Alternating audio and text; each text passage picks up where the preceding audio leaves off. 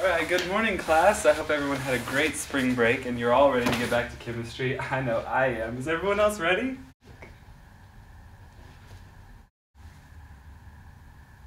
Okay, well, so our game plan is that we're having a test next Monday, so I hope you guys don't forget about that. Today we'll be talking about VSEPR models, which deal with molecular geometry. I know you guys know this stuff, but there's only a few that you're going to need to know. Let's go with linear, trigonal, planar, bent, tetrahedral, trigonal, bipyramidal, bent, again, seesaw, T-shaped, linear, octahedral, square pyramidal, square planar, and so on. Hey, what's a VSEPR model anyway? I don't know. Wake me when this is over.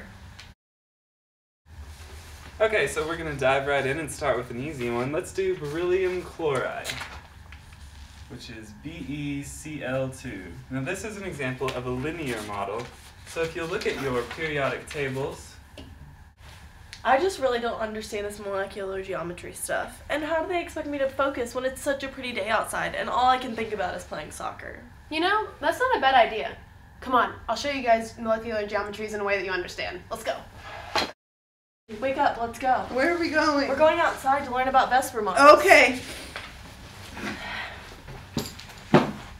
So, Blake and Ashley, do you guys even know what VSEPR stands for? Okay, valence, shell, electron pair, and repulsion.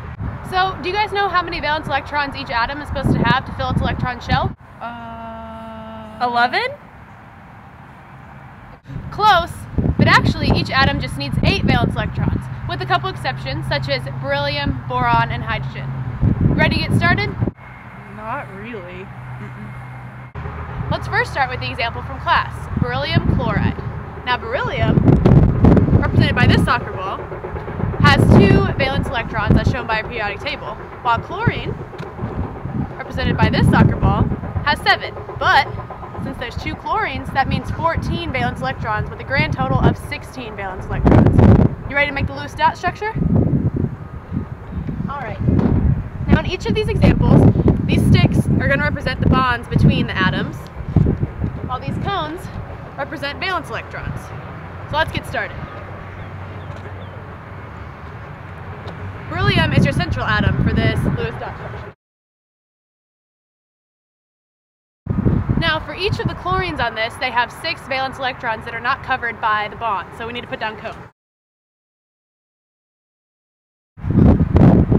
Okay, now since we have 6 cones on that end and 6 cones on that end, plus each stick, which is worth 2 valence electrons each, we have a grand total of 16 valence electrons, making this Lewis dot structure linear. Do you get it? Wait, but I thought you said they all needed 8. Why doesn't beryllium have 8 electrons? Yeah, why? That's a good question, but as mentioned before, beryllium is one of the few exceptions that doesn't need 8 to fill its shell, so that's why it only needs the bonds with the chlorines. But great question, Blake. I don't know, I'm still a little confused. That's alright, we can work some more examples and help you guys out. So the next molecular geometry we're focusing on is trigonal planar, represented by boron trifluoride. So boron has 3 valence electrons, while fluorine has 7. But in this case, there are 3 fluorine atoms, making it 21 valence electrons for a grand total of 24. You ready to do the Lewis dot structure?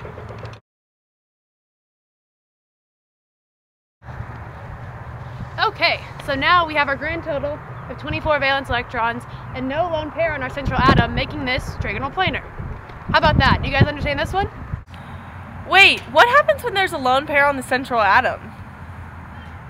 Great question, Blake. Actually, for our next compound, sulfur dioxide, it does have a lone pair on the central atom. Let's take a look. So sulfur has 6 valence electrons, and oxygen also has 6, but in this case, there's 2 oxygen atoms, making that 12. 6 plus 12 gives us 18 valence electrons. So now, looking at our Lewis dot structure, we only have 16 valence electrons, meaning we need 2 more. So, on the central atom, we're going to have our lone pair, making sulfur dioxide an example of a bent molecular geometry. Does that make sense, Blake? Yeah, I guess so. Great, I'm glad it's finally starting to make sense to you guys. Let's move on to tetrahedral, using carbon tetrachloride. Carbon has 4 valence electrons, while chlorine has 7. And in this compound, there are 4 chlorine atoms, making that 28. And 28 plus 4 gives us 32 valence electrons. How about that Lewis-Dot structure, guys?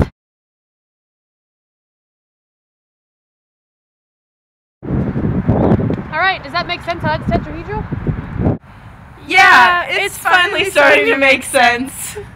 Fantastic! Let's move right along with the molecular geometry of trigonal pyramidal with ammonia. Nitrogen has 5 valence electrons, and hydrogen has 1. And in ammonia, as we all know, there are 3 hydrogens. This is another example of a compound that needs a lone pair on the central atom to complete its valence electron. And there you have it, trigonal pyramidal. When you have 2 lone pairs on the central atom, you end up having a bent or angular molecular geometry again. Let's show this with water. So the oxygen in water has 6 valence electrons, while the hydrogen has 1, but H2O, 2 hydrogens, making for a grand total of 8 valence electrons. So now, to fulfill our 8 valence electrons, we have 2 lone pairs that we're going to add to the central oxygen atom. And once again, we have a bent or angular molecular geometry. Yeah, it is making sense now. It is kind of making sense. Alright, moving right along with phosphorus pentachloride, which will give us trigonal bipyramidal. So phosphorus has 5 valence electrons, and chlorine has 7, but this atom, there's 5 chlorines, making for a grand total of 40 valence electrons. Let's get started.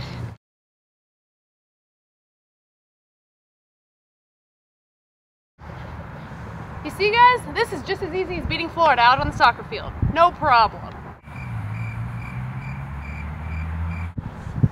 All right, let's keep going. The next molecular geometry is seesaw.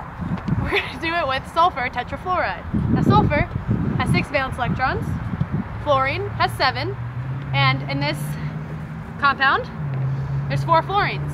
So 28 plus 6 gives us 34 valence electrons. Let's get that Lewis-Dot structure rolling.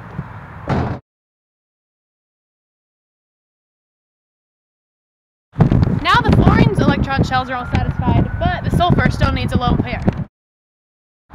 And there you have it, seesaw. The next geometry on the list is T-shaped, which is going to be represented by the compound chlorine trifluoride. Now chlorine has 7 valence electrons, and fluorine also has 7. And in this case, since there's 3 fluorine atoms, that's going to be a total of 28 valence electrons. Alright, there you have it, T-shaped. Now, I wonder what happens when there are 3 lone pairs in the central atom. Alright, let's do it. The compound we're going to use is going to be xenon difluoride. Now, xenon has 8 valence electrons already, which already makes it kind of weird because normally an atom only needs 8, but this one is an exception. Fluorine has 7, 2 fluorines, 14, 14 plus 8, 22 valence electrons. Alright guys, now look at that. Now what molecular geometry does that look like? Linear! That's exactly right. The next molecular geometry is octahedral, represented by sulfur hexafluoride. Sulfur has 6 valence electrons, while fluorine has 7, but in this case, get ready for it. There are 6 fluorine atoms, making it a grand total of 48 valence electrons. Let's get started.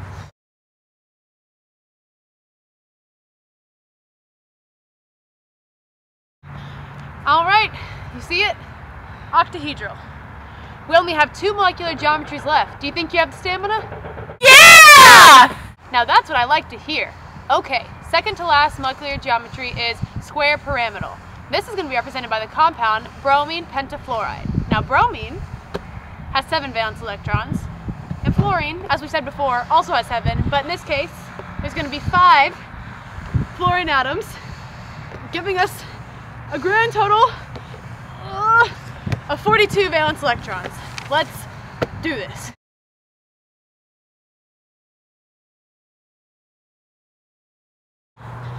Okay, so now with all the valence electrons and the lone pair on the central atom, we have all 42 valence electrons necessary. Alright guys, are you ready? This is our last molecular geometry. Yes! Finally! I am loving that enthusiasm, guys. Alright, our last molecular geometry is square planar, represented by xenon tetrafluoride. Now xenon has 8 valence electrons, fluorine has 7, and in this case, with the 4 fluorine atoms, we have a grand total of 36 valence electrons. Let's do our last Lewis dot structure.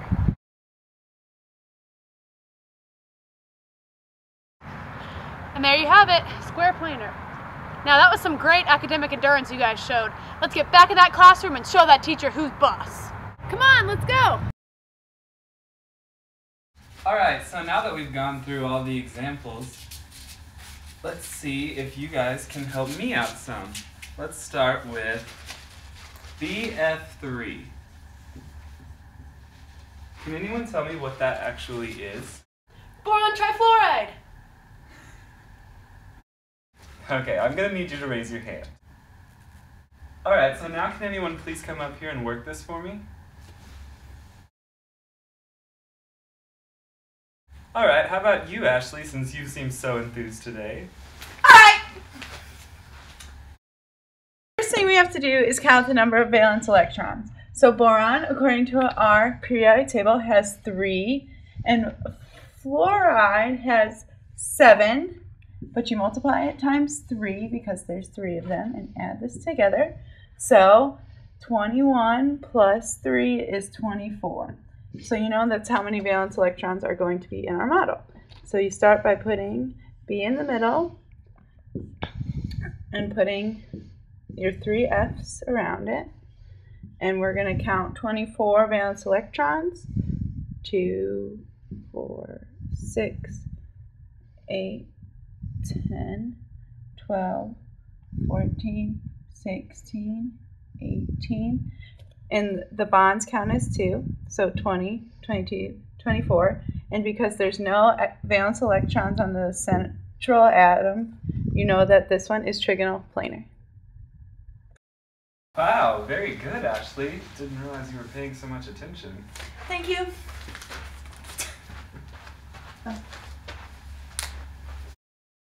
Alright, well, that's about all the time we have for today. So everyone pull out their clickers and tell me on a scale of 1 to 5 how prepared you are for the test. 1 being not prepared at all and 5 being you could take it right now. 5, as always. I'm pressing number 5. Yeah.